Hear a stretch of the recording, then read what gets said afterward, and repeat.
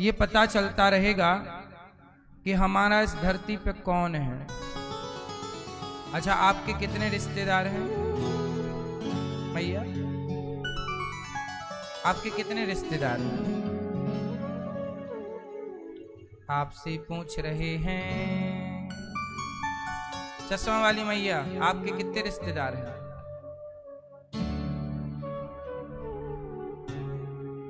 कितने?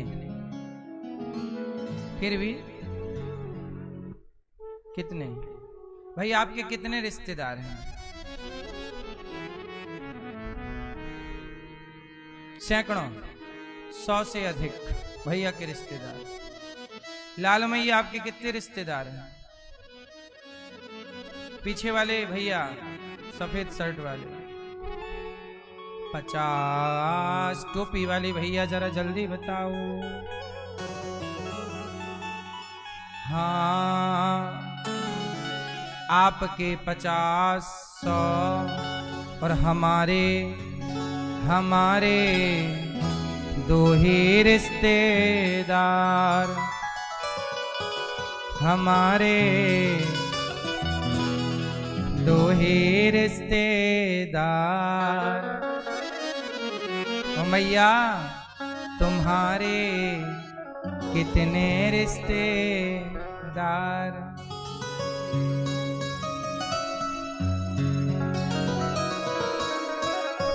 एक हमारी राधा रानी, एक हमारी राधा रानी, और दूजे बाके बिहारी सरकार। लोगों को है।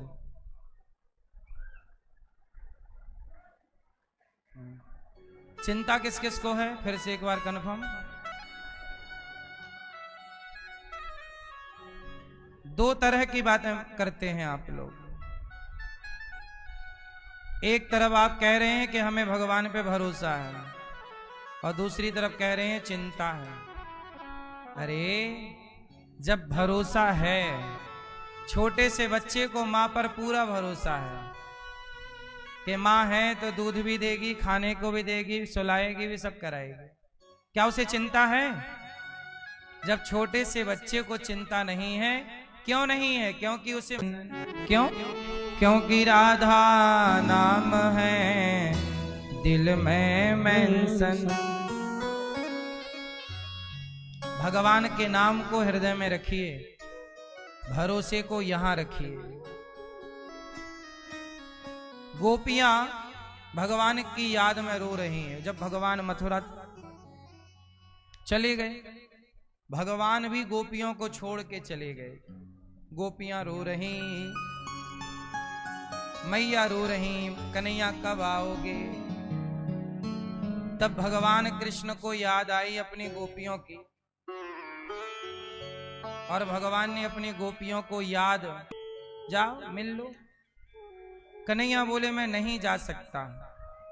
अच्छा, भगवान की भी ना कई बार मजबूरी होती है। कई बार आप कहते हैं भगवान तो हमारी सुनते नहीं हैं। अरे ना सुनना भी उनकी मजबूरी बन जाती है।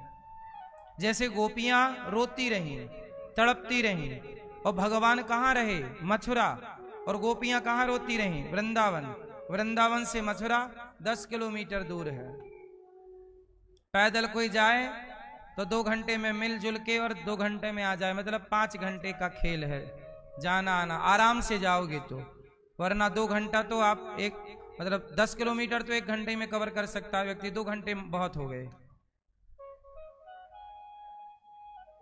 बोलो हाँ मैया। भगवान चाहते तो आ जाते, या गोपियां चाहती तो मिल आती। मिली नहीं, ना गई ना वो आए। कई बार हमें लगता है भगवान सुन नहीं। उद्धव जी वृंदावन आए, क्यों आए? गोपियों को समझाने। जैसे ही वृंदावन आए, बेटप झुक कर ये कहते हैं इधर आओ, इधर आओ। मानो वृंदावन के वृक्ष यहां बुला रहे हैं, उद्धव जी यहां आओ। आप जरा बताओ कि हमारे कन्हैया कब आएंगे। हम कदम्ब हैं, कदम्ब। वृंदावन का वृक्ष बोला कि मैं कदम्ब हूं। कभी हमारे ऊपर बैठकर कन्हैया बांसुरी बजाया करते थे, कभी हमारे ऊपर बैठकर कन्हैया गायों को बुलाया करते थे। बताओ उद्धव, कन्हैया का स्पर्श कब मिलेगा, कब वो अपने चरणों का स्पर्श हमें कराएंगे, कब हमारे इस डाल पर बैठकर वो बांसुरी बजाएंगे। मानो वो वृक्ष भी इंतजार कर रहे हैं। उद्धव जी आगे चले तो मानो यमुना की धारा कल कल करके कृष्ण को पुकार रही है, कृष्ण कब आओगे। रथ को आता हुआ देख करके सारे ब्रजवासी दौड़ पड़े, मेरा कन्हैया आ गया। कौन हो? उद्धव जी ने कहा, हम उद्धव हैं, कन्हैया के मित्र। क्यों आए हो यहां?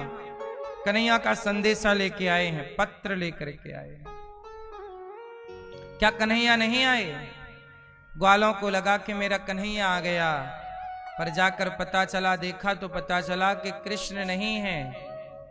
कृष्ण का संदेशा लाने वाले संदेश वाहक हैं उद्धव जी। भगवान के मित्रगण रोने लगे, कन्हैया तुम्हें याद नहीं आई हमारी, तुझे याद ही नहीं आई हमारी, लगता है कन्हैया हमें भूल गए। क्यों आए हो भैया, किन से मिलना है? उद्धव जी ने कहा कि हमें मैया यशोदा और गोपियों से मिलना है। सारे ग्वाले ले गए यशोदा मैया के घर। यशोदा माँ कभी पालने को हिलाती, कभी कन्हैया के कपड़े को सुखाती, कभी कन्हैया को पुकारती, और हर पल केवल कन्हैया कन्हैया कन्हैया, तू कहाँ है रे, तू कहाँ है, बस यही बातें करती।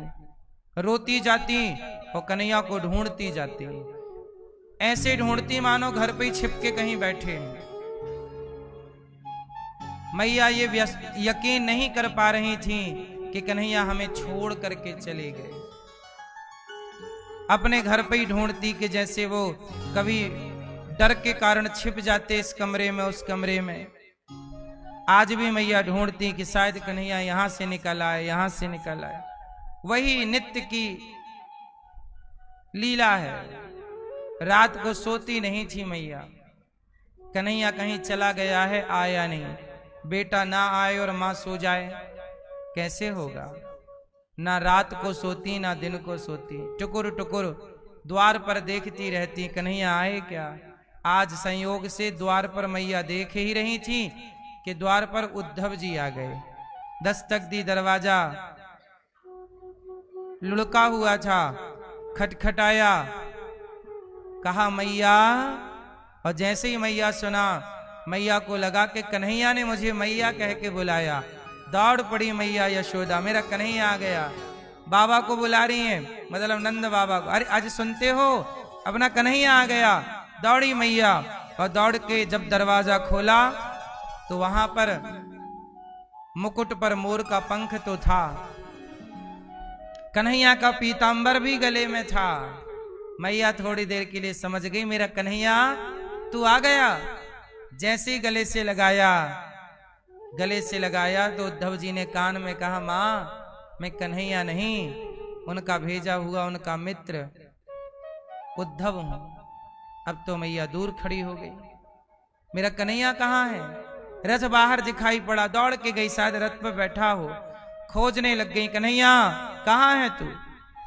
इतने दिन बाद तुझे माँ की याद आई, अभी तक तू कहाँ था? तुझे याद नहीं आई अपनी मैया की? मैया तो बस पागलों की तरह व्यवहार करने लग गई। उद्धव जी ज्ञानी थे, मैया के इस पागलपन को देखकर कुछ निर्णय ना कर पाए कि मैं कहां से स्टार्ट करूं अपनी बात, क्या कहूं।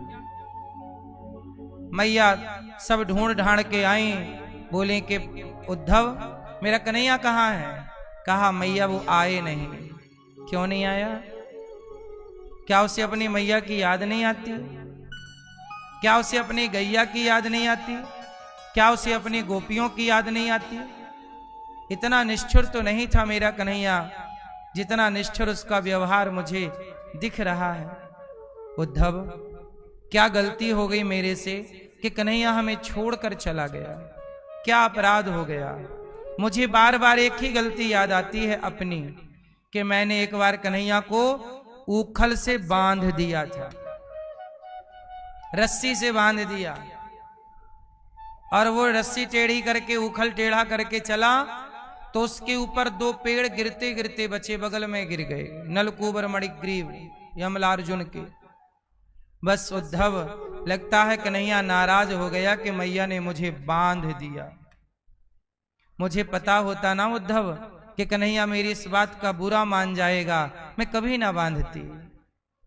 अब एक बार उद्धव तुम मेरे कन्हैया से कहना कि एक बार अपनी मैया को माफ कर दो, वापस आ जाओ।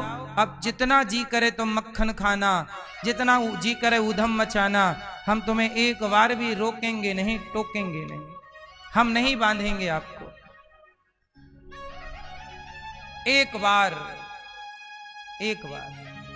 कह दो कन्हैया कब आएंगे, कब आएगा कन्हैया? उद्धव जी बोले, मैया उन्होंने मुझे भेजा है, वो आ नहीं सकते। क्यों नहीं आ सकते? क्यों नहीं आएगा?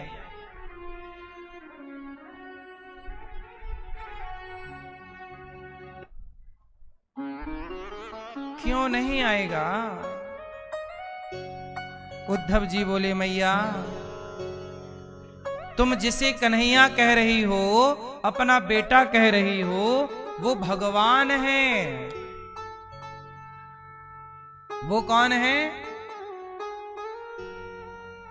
वो कौन है? वो भगवान है।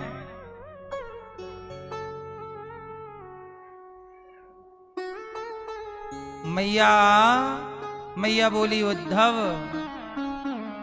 मैया ने कहा, उद्धव अच्छा ये बताओ, तुमने कभी भगवान को बांधा है? नहीं मैया, भगवान को कैसे बांध सकते हैं? तुमने कभी भगवान को प्रत्यक्ष रूप से पेट भर भोजन कराया, दूध पिलाया? नहीं मैया। तो सुनो, तुम्हारा भगवान कहां है, जरा हमें दिखाओ। उद्धव जी बोले, मैया वो तो ध्यान से आएगा। किससे आएगा वो? वो ध्यान से प्रकट होगा। मैया मैं जिस भगवान की बात करता हूं वो ध्यान से प्रकट होगा, उसका ध्यान करो, चिंतन करो। मैया बोली कि तुम्हारा कन्हैया, तुम्हारा भगवान ध्यान से मिलता है। हमने तो गोद में खिलाया है उसे, दूध पिलाया है, ऊखल से बांधा है। हम कैसे कहें कि वो ध्यान से मिलेगा? तुम करो ध्यान, तुम्हारे ध्यान से शायद वो तुम्हारे ध्यान में आए और तुम्हारा गुजारा ध्यान वाले कृष्ण से हो जाए। पर हम तो तब तक नहीं मानेंगी जब तक वो हमारे सामने खड़ा होकर मैया कह करके ना बुलाएगा, जब तक वो हमारी गोद में ना आएगा। अब तो उद्धव जी रात भर बात करते रहे, कृष्ण की पूरी रात चर्चा करते करते बीत गई। सुबह हुआ, उद्धव जी गोपियों के पास गए।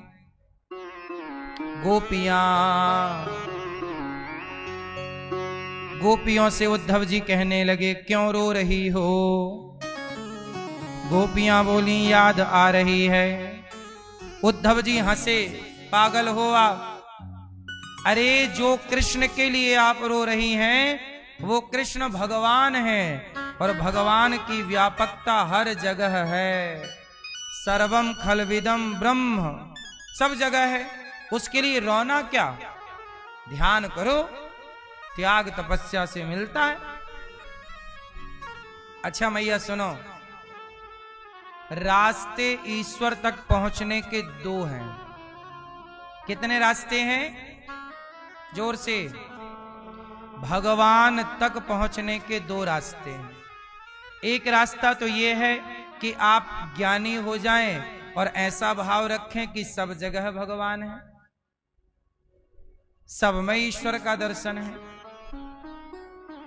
और आप आनंद में रहें हैप्पी रहें, खुश रहें कि सब में ईश्वर, सबको प्रणाम करो, सब में भगवान, ना काहू से दोस्ती ना काहू से बैर, सब में ईश्वर है।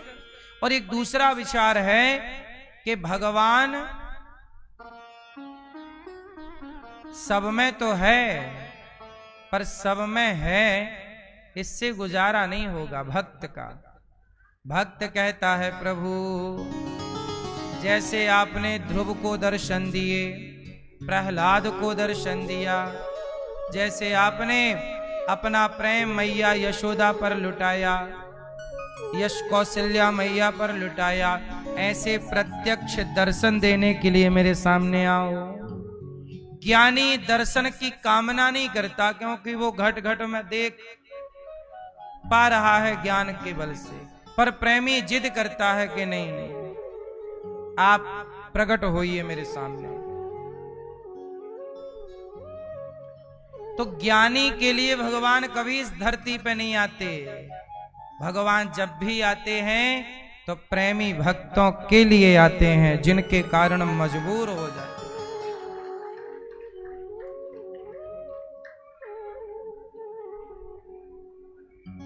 प्रेमी भक्तों के कारण भगवान प्रकट हो जाते हैं, और प्रकट होकर के भगवान अपने भक्तों का हर दुख हर दर्द स्वयं समझते हैं, पूछते हैं। इसलिए आपसे एक बात कहें मेरी माँ, भगवान जब भी मिलेंगे प्रेम से मिलेंगे। ज्ञान हमारे पास इतना नहीं है कि उस क्वालिटी का ज्ञान हो उद्धव जैसा, और ज्ञानी तो देखो फिसल सकता है। रावण कितना ज्ञानी था, लेकिन रावण जैसा ज्ञानी भी राम को नहीं पहचान पाया। तो ज्ञानी पहचान लेगा, दुर्योधन भी तो ज्ञानी था ही, पर कृष्ण को नहीं पहचान पाया। शकुनी ज्ञानी नहीं पहचान पाए। उस जमाने के ज्ञानी कहां पहचान पाए। रावण जैसा ज्ञानी नहीं पहचान पाया, पर शबरी जैसी अनपढ़ पहचान गई कि भगवान। इसलिए ज्ञान से प्राप्त होंगे जरूरी नहीं है, पर प्रेम से प्राप्त होंगे जरूरी है। इसलिए आपसे निवेदन करता हूं कि भगवान से प्रेम करो। भगवान से क्या करो? जोर से, भगवान से प्रेम करो। प्रेम में कोई कमी ना हो। प्रेम गोपियां करती हैं, बोले हम उनकी याद में रो रही हैं, तड़प रही हैं, हमें तड़पने दो। उद्धव कहते हैं ज्ञान से देखो, गोपियां कहती हैं प्रेम से देखो। सच बताओ भगवान को किस से देखें, ज्ञान की दृष्टि से कि प्रेम की दृष्टि से? कैसे दिखेंगे भगवान? ज्ञान क्या है और प्रेम क्या है? उत्तर दो। दूध में मक्खन है, बोलो हाँ। दूध में मक्खन है, ये क्या है? ये ज्ञान है हमें और आपको कि दूध में मक्खन है, ये ज्ञान है। पर प्रेम क्या है? कि उस मक्खन तक पहुंचने का प्रोसेस किया जाए, मथानी लाई जाए, रस्सी लाई जाए, और रस्सी से मथानी का दही में मंथन किया जाए। क्योंकि दही में मक्खन है, इस ज्ञान से हमारा गुजारा ना होगा। भाई ज्ञान तो है कि दही में मक्खन है, पर मक्खन खाना है तो ज्ञान से उसका स्वाद नहीं मिलना। क्यों जी? मिल जाएगा, ज्ञान से स्वाद मिलेगा। अब देखो फिर आपको क्या करना पड़ेगा, रस्सी लानी पड़ेगी और मथानी से दही का, तब जाके मक्खन प्रकट होगा, तब मक्खन का स्वाद मिलेगा। तो ज्ञान कहता है कि सब में भगवान है, पर प्रेम कहता है कि सब में भगवान है। ज्ञानी इतने में खुश है कि मुझे ज्ञान हो गया कि सब में भगवान है। ज्ञानी खुश है कि मुझे पता चल गया कि दही में मक्खन है, पर दही में मक्खन है इस ज्ञान से थोड़ी, फिर दही खाते रहो। दही का स्वाद मिलेगा, मक्खन का स्वाद, मक्खन के स्वाद तक पहुंचने के लिए दही से थोड़ा आगे जाना पड़ेगा। ज्ञान से आगे जाओगे तो ज्ञानी कहेगा सब में भगवान है, और प्रेमी लाके बिठा देगा कि ये भगवान है। ज्ञानी कहेगा दही में मक्खन है, प्रेमी मक्खन का लौंदा लाके रख देगा, ये रहा मक्खन। इसलिए ज्ञान मार्ग श्रेष्ठ है, पर ज्ञान से भी श्रेष्ठ कौन सा मार्ग है? प्रेम। इसलिए भगवान प्रेम में प्रकट हुए हैं। प्रहलाद के प्रेम में खंबे से प्रकट हो गए। इसलिए आपसे कहता हूं कि भगवान से प्रेम किया करो। कैसा प्रेम? गोपियों की तरह, भरत जी की तरह। गोपियों ने कहा जो प्रेम गली में आए नहीं, प्रियतम का ठिकाना क्या जाने जो प्रेम गली में। जो प्रेम गली में आए नहीं, प्रियतम का ठिकाना क्या जाने, जिसने कभी प्रेम किया ही नहीं, जिसने कभी प्रेम किया ही नहीं, वो प्रेम निभाना क्या जाने, प्रेम गली में। तो सुनो, जिसने कभी प्रेम किया ही नहीं वो प्रेम निभाना। अच्छा ये बताओ, मछली प्रेम करती है कि नहीं? बोलो हाँ। किससे करती है? हैं? मछली का प्रेम है पानी से। पानी है तो मछली है, पानी नहीं मछली नहीं। जैसे मछली का प्रेम पानी से है, ऐसे ही भक्त का प्रेम भगवान से हो। ये प्रेम है, रहा ना जाए। हाँ, तेरे बिना भी क्या जीना, ओ कान्हा रे, तेरे बिना भी क्या जीना।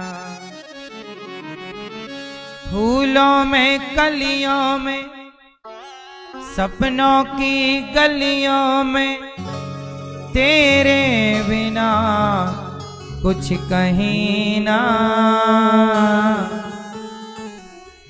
तेरे बिना भी क्या जीना,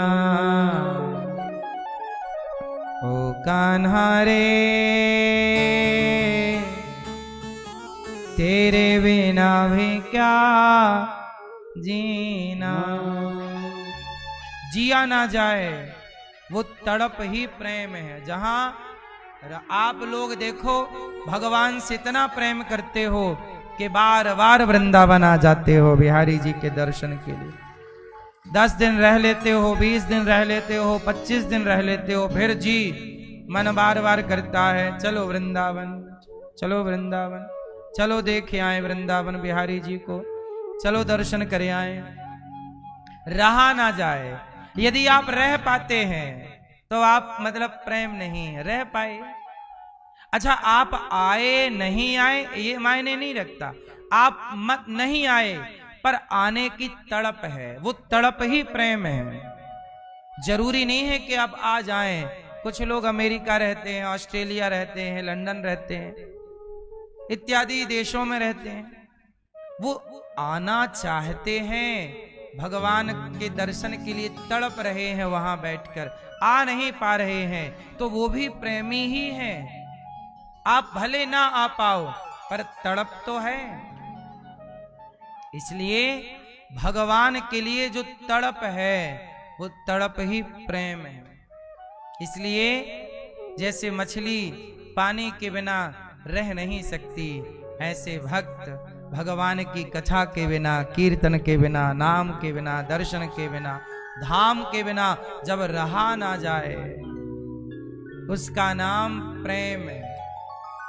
यदि आप भगवान की कथा के बिना रह लेते हैं, कीर्तन के बिना रह लेते हैं, धाम के दर्शन के बिना रह लेते हैं, तो फिर ये प्रेम नहीं है। प्रेम तब है जब चलो एक दिन रह लो, 2 दिन रह लो, रहा ना जाए। मछली भी पानी से निकलती है तो 10 मिनट, 20 मिनट, आधे घंटे जिंदा रहती है।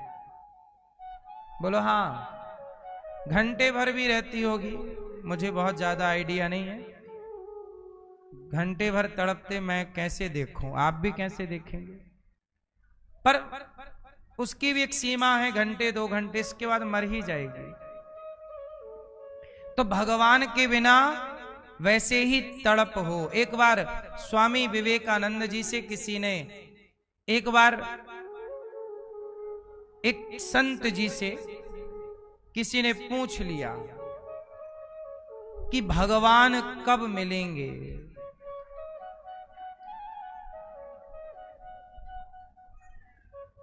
भगवान कब मिलेंगे, कब मिलेंगे भगवान?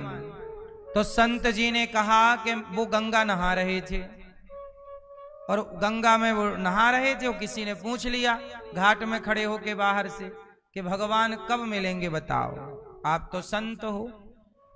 तो संत जी ने उसे कहा तुम यहां आओ गंगा जी के अंदर, हम बताएंगे कब मिलेंगे। अब वो आदमी चला गया, बताओ। तो संत जी उसे पानी में डुबा के उसके ऊपर चढ़ गए, बैठ गए और डुबा रखा उसको पानी। वो छटपटा रहा ऊपर आने के लिए, सांस रुक गई। सांस रुकी, संत जी पूरा जोर लगा के चढ़े ऊपर, उसने भी पूरा जोर लगाया और बाहर आया और गहरी सांस भरते हुए बोला मार डालोगे क्या? संत जी बोले क्या हुआ? अरे बोले मैं ऑक्सीजन लेने के लिए तड़प गया, सांस लेने के लिए। संत जी बोले जैसे तू सांस लेने के लिए तड़प गया, ऐसे ही जब भगवान के दर्शन के लिए ऐसे ही तड़पेगा तो भगवान मिल जाएंगे। आपकी ऐसी तड़प ही नहीं जागती। भगवान के लिए तड़पने वाले लोग कम हैं। पैसा ना मिले तो लोग बहुत तड़पते हैं।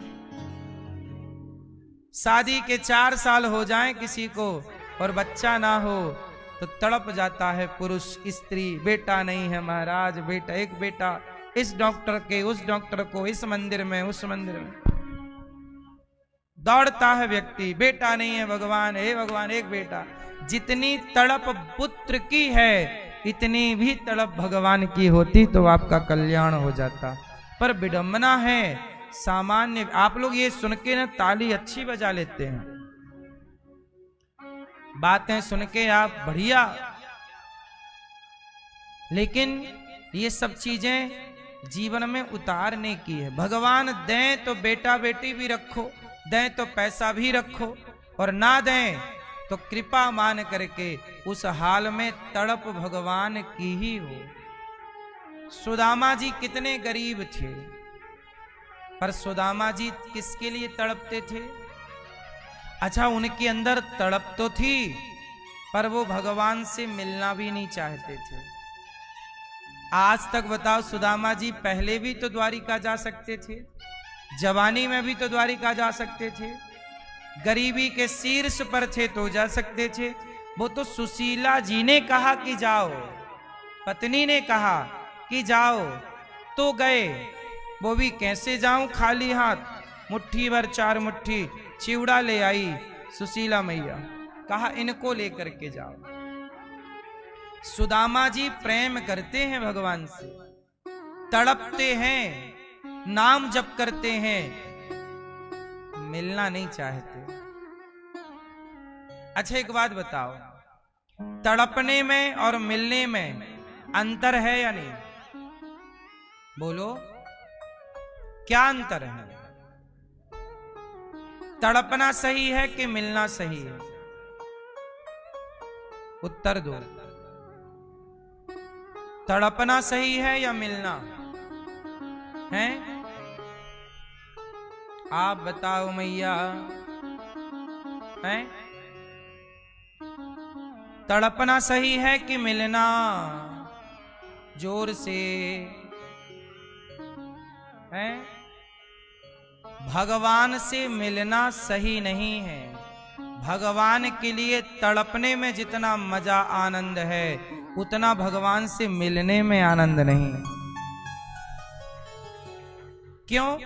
सुनिएगा, इसका भी उदाहरण देता हूं। जब आप भगवान के लिए तड़पते हैं तो आप रोते हैं। हर जगह भगवान दिखते हैं, हर समय उनका स्मरण होता है। और जब आप भगवान से मिल लेते हैं ना तो तड़प समाप्त हो जाती है और स्मरण भी कम हो जाता है, क्योंकि मिल लिए। क्योंकि मिल लिए तो मिलने के बाद भगवान का चिंतन भी कम और ध्यान भी कम हो जाता है। और जब तक नहीं मिलते तब तक वो तड़प बढ़ती है। वो तड़प इसलिए गोपियां मिलने नहीं गईं, क्योंकि मिलने का वो सुख नहीं है जो सुख भगवान की याद में तड़पने का है। ये तो प्रेमी की भाषा है। जो प्रेम गली में आए नहीं वो प्रियतम का ठिकाना। जिसने कभी प्रेम किया ही नहीं वो प्रेम निभाना क्या जाने। एक दूसरे के बिना रहते नहीं थे, अब ज्यादा दिन रह गए तो एक दूसरे को देखते नहीं हैं। आप अपने से हिसाब लगा लो। जब शादी हुई थी आपकी तो पति आपका हाथ नहीं छोड़ते थे, और अब पकड़ाए पकड़ाए पकड़ते नहीं। बोलो हाँ सही है कि गलत है? आपने नहीं देखा नई शादी वाले लड़का लड़की शादी के बाद एक दूसरे का हाथ ऐसे पकड़ के चलते? कहीं भी देख लो आप, पकड़ेंगे छोड़ेंगे नहीं। होने दो साल 2 साल, फिर पत्नी पकड़ाएगी दुर्गा। ज्यादा मिठास में कीड़े पड़ जाते हैं। ज्यादा मिठास में बोलते नहीं हैं आप लोग, ज्यादा मिठास में, इसलिए थोड़ा दूर भी रहना सही है। बोलो हाँ।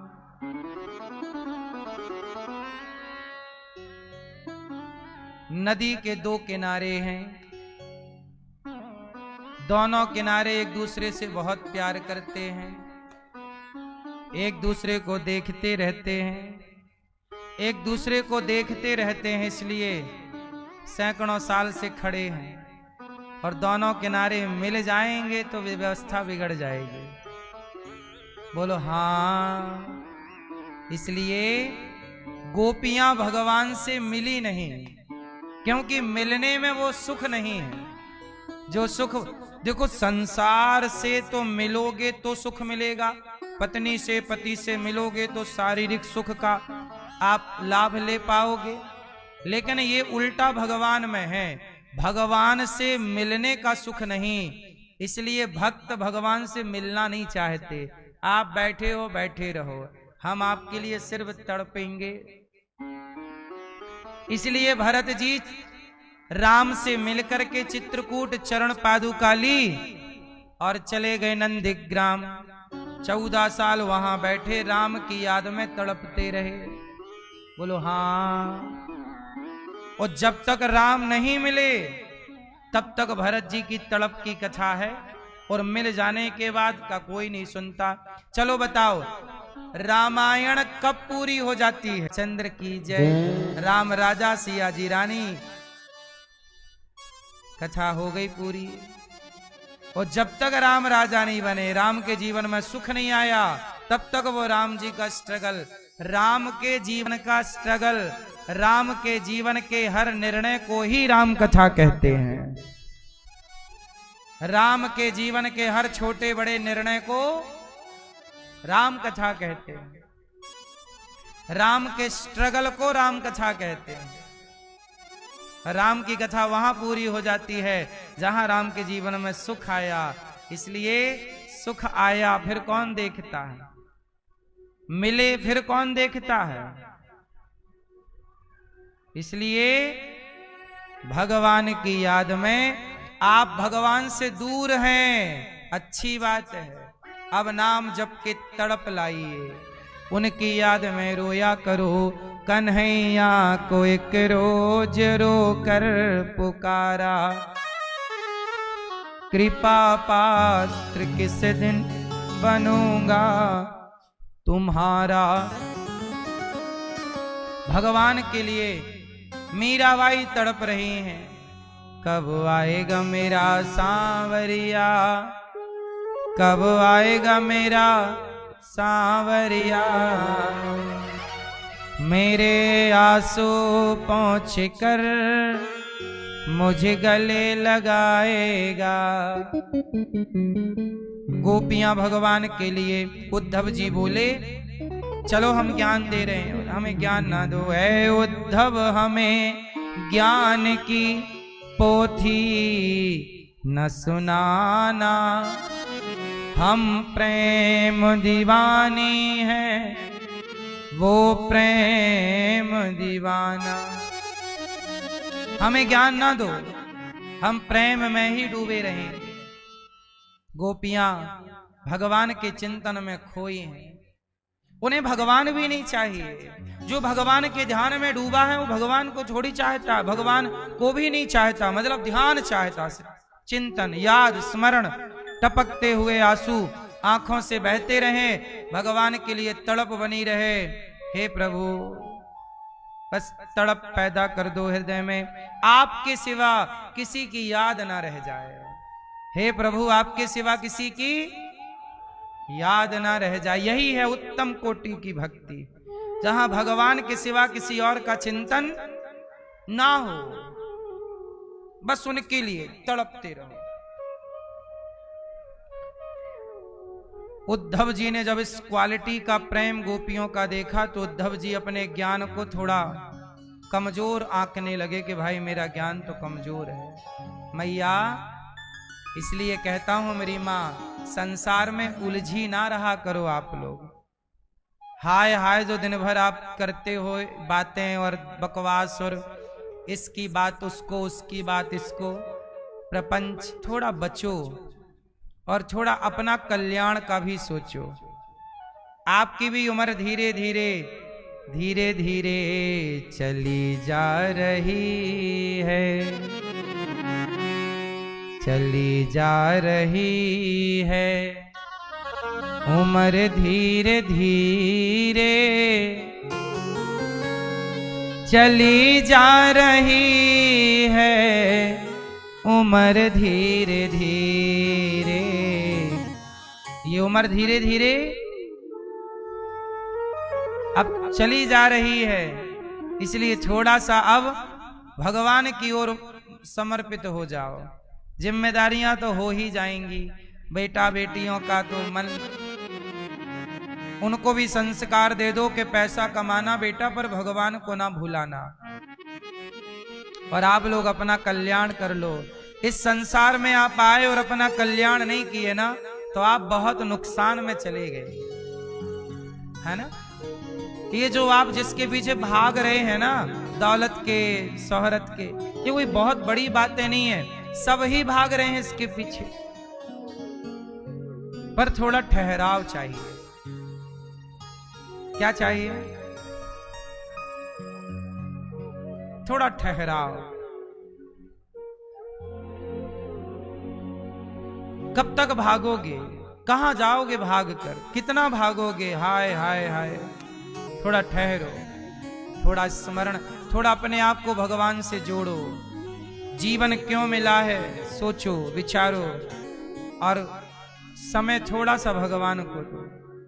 मैं भी सवेरे उठता हूं, दिन भर सेवा जो भगवान ने दी है, खाया पिया, शाम की सेवा पूजा कथा सुनाई, रात हुई फिर सो गए, फिर सवेरे जागे, फिर वही। आप लोग भी कल सोए, आज फिर जागे, फिर जाग के वही काम किया, घूमे फिरे, बातचीत प्रपंच किया, फिर खाए पिए, फिर सो गए, फिर वही फिर वही, फिर यही तो चल रहा है। रोज सवेरा होता है, रोज रात होती है, रोज आप भोजन बनाते हैं, रोज बर्तन धुलते हैं, रोज घर के काम, वही वही करते करते एक दिन आता है कि अरे यमराज आ गए, चलो काम काम करते करते ना आप मर गए। इसलिए जितना जरूरी आप इस जगत के काम को समझते हैं, इतना ही जरूरी अपने कल्याण को समझिए कि मेरा भी कल्याण ये जरूरत है मेरी। अपना परलोक संवारना भी आपका कर्तव्य और धर्म है। यहीं उलझे रहते हैं और आप इसी में लगे रहते हैं। आपको लगता है कि यही हमारी जिंदगी। मैया एक जीवन यहाँ है जो दिखता है सबको, एक जीवन वहां का है, जैसे स्वर्ग नरक का जीवन कहते हैं, वहां भी भोगना पड़ता है। अब आप लोग कहते हैं किसने नरक देखे हैं, किसने स्वर्ग देखा है? देखा तो आपने ईरान का युद्ध भी नहीं है। कहां आपने कौन सा फटता हुआ बम देख लिया, लेकिन मान रहे हो ना कि चल रहा है।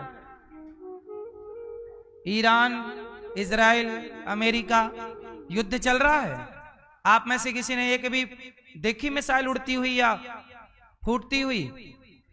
नहीं देखी, ना आपने ना मैंने, पर मानना पड़ रहा है ना कि युद्ध चल रहा है। जरूरी नहीं है कि जो हम देखते हैं वही है, कुछ चीजें ऐसी हैं जो नहीं देखते हम, नहीं दिखती हमें, पर वो हैं। युद्ध हम में से किसी को नहीं दिख रहा है, पर है, चल रहा है। आज तो चलो टीवी है, समाचार है, तो समाचार में दिख रहा है। जब समाचार का जमाना नहीं था, जब टीवी रेडियो का जमाना नहीं था, तब भी युद्ध होते थे। वो होते तो थे पर दिखते नहीं थे, पर थे। महाभारत था, हुआ, राम रावण का युद्ध हुआ, किस टीवी पे आया?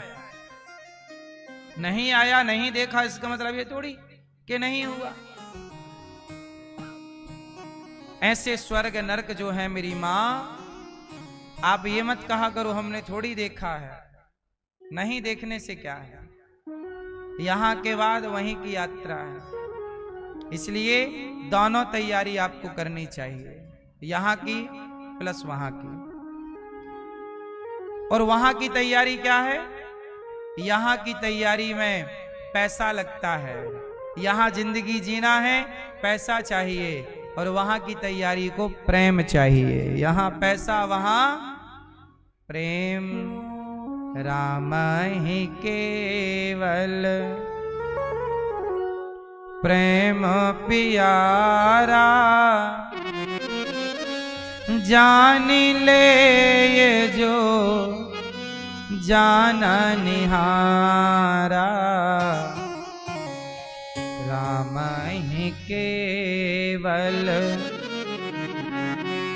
प्रेम पियारा, जान ले ये जो जाना निहारा। इसलिए गोपियों का प्रेम अनुकरणीय है। उद्धव जी चरण रज में लौट गए। भगवान से प्रेम, काम करते रहो, प्रेम, थोड़ा थोड़ा ध्यान भगवान का, हर थोड़ी थोड़ी देर में बोला करो, हे नाथ मैं आपको कभी भूलूं नहीं। बोलो, हे नाथ मैं आपको कभी भूलूं नहीं। एक साधु जी तपस्या कर रहे थे जंगल में। नारद जी निकले तो साधु जी ने भगवान नारद जी से कहा, नारद जी आपकी तो पहचान भगवान से है, जरा पूछ के बताना कि भगवान मुझे कब मिलेंगे। साधु जी ने कहा कि मुझे भगवान कब मिलेंगे। नारद जी बोले मैं बताऊंगा। आगे चले तो एक मोची इमली के पेड़ के नीचे बैठकर जूता सिल रहा था, और मोची भी भगवान के बहुत बड़े भक्त थे। तो मोची ने भी नारद जी से कहा, नारद जी आप तो सब जगह घूमते हो, जरा भगवान से पूछना कि मुझे कब मिलेंगे। भगवान मुझे, अब सवाल दो थे, मतलब दो व्यक्ति के सवाल एक, संत जी ने भी कहा भगवान कब मिलेंगे, और मोची ने भी कहा। नारद जी चले भगवान के पास, और भगवान विष्णु, भगवान श्रीमन्नारायण लेटे, लक्ष्मी जी पांव दबा रही। नारद जी गए, नारायण नारायण। भगवान श्रीमन्नारायण ने कहा, आओ नारद जी, क्या समाचार है, क्या चल रहा है संसार में। तो नारद जी ने कहा कि प्रभु दो भक्त मिले आपके, एक साधु जी तपस्या कर रहे हैं, उन्होंने पूछा है कि आप दर्शन कब दोगे, और एक मोची जूता सिल रहा था, उसका भी सवाल है कि आप दर्शन कब दोगे। बताओ जरा, हमें बताओ, हम दोनों को बताएंगे जाके कि प्रभु फलानी तारीख को आएंगे। अच्छा ठीक है, भगवान बोले तो जाओ दोनों से कहना कि उनके पास एक पीपल का पेड़ है, उस पीपल के पेड़ में जितने पत्ते हैं, पीपल के पेड़ में जितने जितने पत्ते हैं, उतने जन्मों के बाद मिलूंगा दोनों को। दोनों को कब मिलूंगा? जब जितने पीपल के पेड़ में पत्ते, मतलब पीपल के पेड़ में हजारों पत्ते, तो मतलब हजारों जन्मों के बाद मिलूंगा। अब नारद जी गए, नारायण ना, संत जी के पास पहुंचे। संत जी ने कहा, क्या कहा भगवान ने? नारद जी ने कहा कि भगवान ने कहा है कि इस पीपल के पेड़ में जितने पत्ते हैं, उतने जन्मों के बाद आपको भगवान मिलेंगे। अब तो साधु जी का सब्र टूट गया। कहा एक जन्म तो कट नहीं रहा है, ये हजारों जन्म बाद नंबर आएगा मेरा। साधु जी तो बेचारे हार गए, बोले अब मैं जा रहा हूं, संसार में आनंद करूंगा सबकी तरह, अब नहीं करूंगा मैं तपस्या, क्योंकि इतना लंबा टाइम। अब नारद जी बोले जब ये ज्ञानी का ये हाल है तो मोची को बताऊंगा तो पता नहीं क्या करेगा। नारद जी गए मोची के पास, मोची जूता सिल रहे, वो जूता सिलते जाएं और कहते जाएं, हे श्रीमन्नारायण, हे श्रीमन्नारायण कब कृपा दृष्टि होगी, हे श्रीमन्नारायण कब मुझ पतित को देखोगे, हे प्रभु कब कृपा करोगे। मोची जूता सिलते जाएं और कहते जाएं, कहते जाएं। नारद जी बोले, मोची, हाँ महाराज, क्या कहा भगवान ने? नारद जी ने मोची को भी कहा कि पीपल के पेड़ में जितने पत्ते हैं, उतने जन्मों के बाद आपको भगवान मिलेंगे।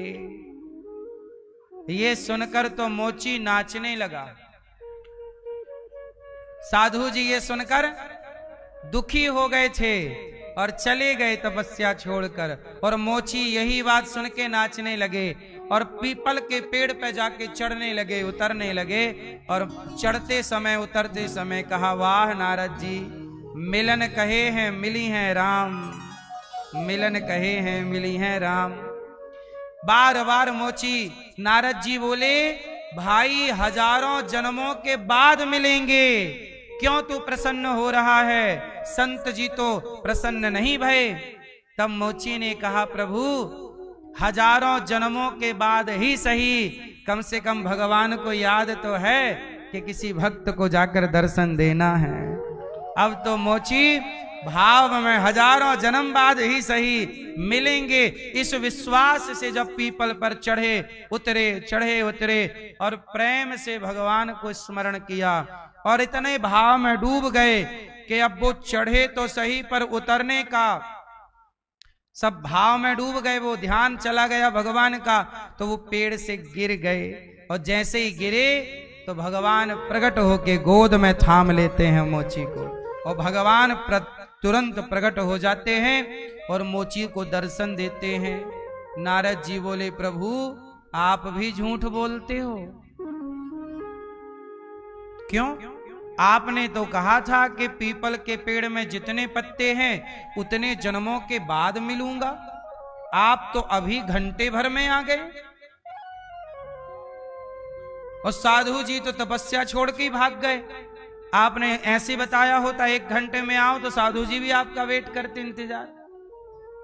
तब भगवान ने कहा, नारद जी, मैं मोची को और साधु को दोनों को हजारों जन्मों के बाद ही मिलने वाला था, लेकिन इसका प्रेम, जब इसने सुना कि मैं मिलूंगा तो इसने प्रेम से मुझे पुकारा और इसने इतना प्रेम प्रकट किया कि इसके प्रेम ने मुझे खींच लिया और मैं इसी जन्म में खिंचा चला आया।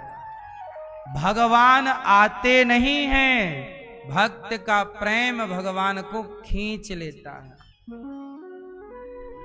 शबरी के पास राम गए नहीं, शबरी के प्रेम ने राम को, जैसे चुंबक मैग्नेट लोहे को अपनी ओर खींच लेती है, ऐसे भक्त की भक्ति भगवान को अपनी ओर खींच लेती है। भगवान भी कहां जाएं भक्त को छोड़कर। इसलिए कहता हूं, प्रेम होगा तो इसी जन्म में मिलेंगे, प्रेम नहीं होगा तो हजारों जन्म भी बीत जाएंगे, तो कोई संभावना। इसलिए मिलहि न रघुपति बिनु अनुरागा, किए जोग जप ज्ञान विरागा, मिलहि न रघुपति। बिना प्रेम के भगवान नहीं मिलते। उद्धव जी भगवान के पास गए, कहा वृंदावन चलो। भगवान ने गोपियों का दर्शन अपने हृदय में कराया। उद्धव जी ने कहा कि गोपियां तड़प रही हैं आपके लिए, चलो। भगवान बोले गोपियां हमसे दूर थोड़ी हैं। उद्धव जी बोले वो तो वृंदावन में है। भगवान बोले वो तो हमारे हृदय में है। भगवान कभी भक्त से दूर नहीं रहते, अगल बगल ही रहते हैं। भगवान गोपियों से दूर नहीं थे, वो तो उद्धव जैसे ज्ञानियों के घमंड को मिटाने के लिए ये लीला रचते हैं। भगवान द्वारिका गए। भगवान का विवाह रुक्मणी अम्बा से हुआ। भगवान के पहले पुत्र हुए प्रद्युम्न। कौन हुआ? प्रद्युम्न जी का विवाह रति से हुआ। किससे हुआ? रति के साथ प्रद्युम्न जी का विवाह हुआ। ये प्रद्युम्न जी कामदेव हैं। भगवान का दूसरा विवाह जाम्बवंत की बेटी जाम्बवती से हुआ। तीसरा विवाह भगवान का सत्यभामा से हुआ। चौथा यमुना जी से। पांचवा मित्रविंदा से। छठवा सत्या से। सातवा भद्रा से। आठवां लक्ष्मणा से। भौमासुर नाम का एक दैत्य था, उसने 16,100 कन्याओं को बंदी बना रखा। कन्याओं ने पत्र लिखा कि प्रभु बंधन से मुक्त करो, तो भगवान गए और भौमासुर को मार गिराया युद्ध में और कन्याओं को जेल से मुक्त किया। जाओ अपने अपने घर। कन्याओं ने कहा अब हम कहाँ जाएं, हमें कौन स्वीकार करेगा। तो भगवान बोले क्या चाहती हो? बोले प्रभु आप हमारे पति बन जाओ। भगवान बोले तुम 2-4 होती तो हम बन जाते, पर तुम 16,100 हो, इतनों के पति। उन कन्याओं ने कहा प्रभु अब हम घर कैसे जाएं, कोई हमें स्वीकार थोड़ी करेगा। सब कहेंगे कि तुम पराये पुरुष के संग पास रही हो, कौन हमसे ब्याह करेगा, कौन हमारी ओर सम्मान की दृष्टि से देखेगा। जिन नारियों को समाज में सम्मान नहीं मिला, ऐसी नारियों को भगवान ने विवाह करके पत्नी बनाकर समाज में सम्मान के संग जीने का अधिकार दे दिया। और टोटल विवाह हो गए भगवान के 16,100। कितने मैया? 16,108 विवाह हो गए। हमारे भगवान कृष्ण के कितने विवाह हुए? क्यों? और आप लोगों के कितने विवाह हुए? कितने? तो एक ही ठीक है कि और करने हैं? हैं?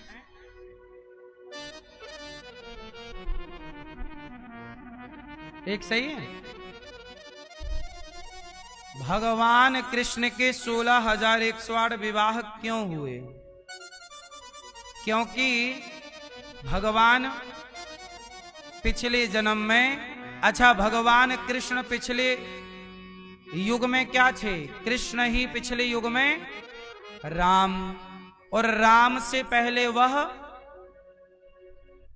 नृसिंह, और नृसिंह भगवान से पहले वह नर नारायण थे, और नर नारायण से पहले नारायण है।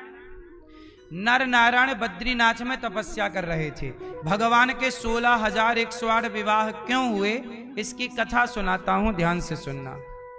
विवाह क्यों भय इतने सारे, इसकी कथा सुनो। भगवान की कथाएं कई कई जन्मों की जुड़ी रहती हैं। अब आप लोग पूरा जन्म जन्म का हिसाब है नहीं, सत्संग है नहीं, तो डाउट हो जाता है। एक बार ध्यान से सुनो। नर नारायण बद्रीनाथ में कौन है? बद्रीनाथ में किसकी पूजा होती है? बद्रीनाथ में नर नारायण भगवान की पूजा होती है। वही नर नारायण सतयुग में जो नर नारायण थे, वही नर नारायण द्वापर में कृष्ण और अर्जुन बनकर के प्रकट हुए। अर्जुन है नर और कृष्ण है, ये वही नर नारायण है जो सतयुग में बद्रीनाथ में दोनों ने तपस्या की। आज भी ये तपस्या किसके लिए आए? तो कर्ण को मारने के लिए आए थे।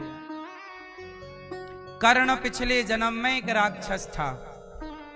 इसके 1000 कवच कुंडल थे। कितने कुंडल थे? 1000 कवच कुंडल। ये मर किसी से नहीं रहा था कर्ण। तब कहा गया कि जो कवच कुंडल तोड़ता रहेगा, जब इसके सारे कवच कुंडल टूट जाएंगे तब ये मरेगा। तब भगवान ने इसके कवच कुंडल तोड़ने के लिए नर नारायण का अवतार लिया। और जब नर जाके लड़ें तो नारायण तपस्या करें, और जब नर थक जाएं तो नर तपस्या करने लग जाएं, नारायण जाके युद्ध करने लग जाएं। ऐसे एक एक करके टूटते गए तो 999 तो टूट गए, एक कवच कुंडल रह गया। बोले अब इसको द्वापर में मारेंगे। वही कर्ण बनकर प्रकट हुए और जन्म से ही कवच कुंडल लेकर के प्रकट हुए, और वही सतयुग के नर नारायण कृष्ण और अर्जुन बनकर के कर्ण को मारते हैं। ये तो एक कथा हो गई नर नारायण की, ये तो आपने सुनी भी होगी। पर एक दूसरी भी कथा है, और वह दूसरी कथा है कि नर नारायण जब तपस्या कर रहे थे बद्रीनाथ में, तो देवराज इंद्र ने अपने स्वर्ग की सारी अप्सराओं को भेज दिया, जाओ वो नारायण तपस्या कर रहे हैं, जरा भंग करो। तो स्वर्ग में टोटल कितनी अप्सराएं हैं? गए देखो भैया, सो रहे हैं, सुनो। मैया सुन लो मेरी मां,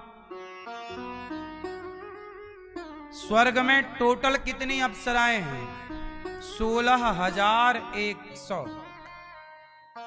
इंद्र ने सारी अप्सराओं को कहा, जाओ ये नर नारायण तपस्या कर रहे हैं, इनकी तपस्या बिगाड़ो। क्योंकि कोई भी तपस्या करता तो इंद्र घबराते कि कहीं अपना सिंहासन खतरे में ना चला जाए।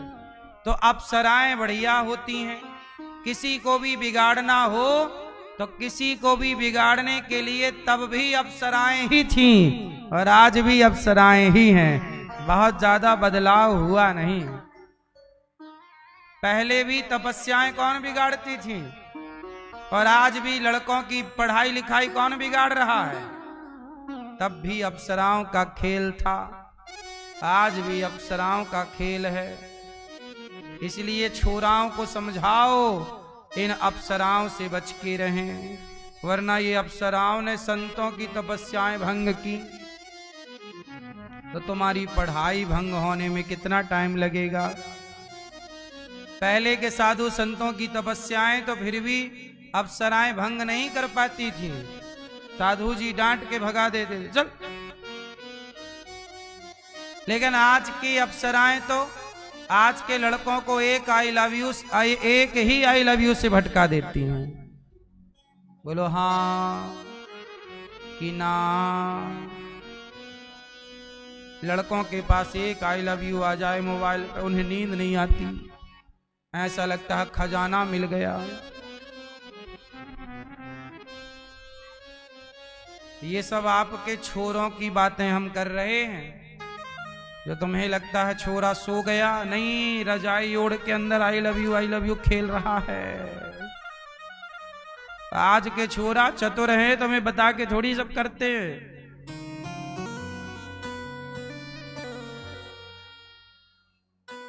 तीन चार सेटिंग बना रखी हैं। अब सुनो, अप्सराएं आई 16,100। कितनी अप्सराएं आई? और आई नर नारायण के पास, और वो अपना वही हाव भाव नृत्य गान प्रारंभ किया। अब छम छम छम छम पायल बजी तो भगवान नारायण थोड़ा आंख खोलकर देखे, और जब देखे तो समझ गए, अच्छा इंद्र घबरा गए। अप्सराएं आई, बड़ी नाच गान करती रही बेचारी, पर भगवान की तपस्या आंख खोली फिर बंद कर लिए, तपस्या करते रहे। और वो अप्सराएं बेचारी नाच नाच के थक गई, और वहां इंद्र का दबाव था कि भंग ही करना है, वरना दाना पानी सब बंद। अब अप्सराएं करें क्या, उनका तो वहीं से गुजारा था, तनख्वाह इंद्र ही देते हैं, और तनख्वाह बंद तो भाई अब क्या करो। तो वे बिल्कुल पास में जाके छम छम करने लग गई। अब भगवान ने आंखें खोली, और आंखें खोली और कहा, देवी जाओ अपने स्वर्ग, यहां क्या कर रही हो। तभी भगवान ने अपनी जंघा पे कहा, ऐसे पटका, ऐसे। भगवान ने अपने जंघा पे क्या किया, हाथ ऐसे किया, तो भगवान की जंघा से एक सुंदर सी अप्सरा प्रकट हो गई, उर्वशी प्रकट हो गई। और जब वह अप्सरा प्रकट हुई तो वह इतनी सुंदर अप्सरा थी कि 16,100 जो अप्सराएं भगवान की तपस्या भंग करने आई थी, वो शर्मा गई कि इनके आगे तो हम कुछ भी नहीं है। तब भगवान बोले कि देवियों, मैं एक हाथ पटक दूं यहां तो ऐसी करोड़ों अप्सराएं पैदा हो सकती, तुम हमारा कुछ बिगाड़ नहीं सकती, इसलिए चुपचाप जाओ। उन सारी 16,100 कन्याओं ने अपना सिर चरणों में रख दिया भगवान के, और हाथ जोड़ के कहा, प्रभु आप तो भगवान हैं, आप तो कामदेव को प्रकट करने वाले हैं, आप तो ऐसे करोड़ों इंद्र को बनाने वाले हैं। भला हम जैसी अप्सराएं, हमारी जैसी